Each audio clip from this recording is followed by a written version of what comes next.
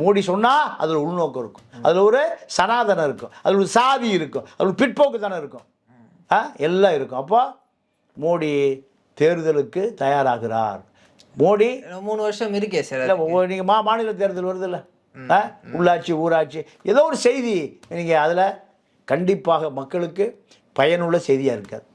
அந்த செய்தி ஏதோ ஒரு அரசியல் லாபத்துக்கான செய்தியாக தான். இல்லை, பாஜக எது பண்ணாலும் அது அரசியலுக்காக அப்படின்னு நம்ம சொல்ல முடியுமா சார்? இல்லை, உங்களுக்கு அரசியல் தெரியலன்னா நீங்கள் அப்படி தான் எடுத்துக்குவீங்க. அரசியல் தெரிஞ்சா இல்லை, பாஜக எது செஞ்சாலும் அதில் ஒரு உள்நோக்கம் இருக்கும். பாஜக இந்தியாவுக்கு எல்லா சட்டங்களையும் சமஸ்கிருதத்தில் மாற்றிட்டான். ஏன் முதல்ல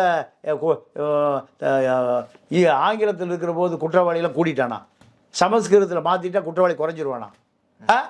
அல்ல. என்ன காரணம்? இந்த நாடு சமஸ்கிருத நாடாக மாறும். அழிந்து போன மொழியை ஆண்டவன் மொழி என்று சொல்லுகிற ஒரு கூட்டம்தான் பாஜக, ஆர்எஸ்எஸ், பார்ப்பன கூட்டம். இந்த கூட்டம் எப்படி மக்களுக்கு நல்லது பண்ணுவான்?